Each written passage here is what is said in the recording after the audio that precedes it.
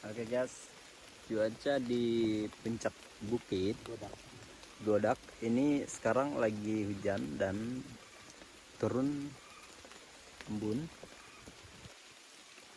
Jadi situasinya seperti ini. Apalagi tulis lagi. Oke, kita masih berteduh.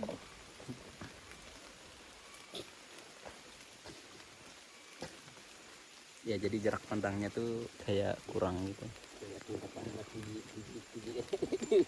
Saya panen dong.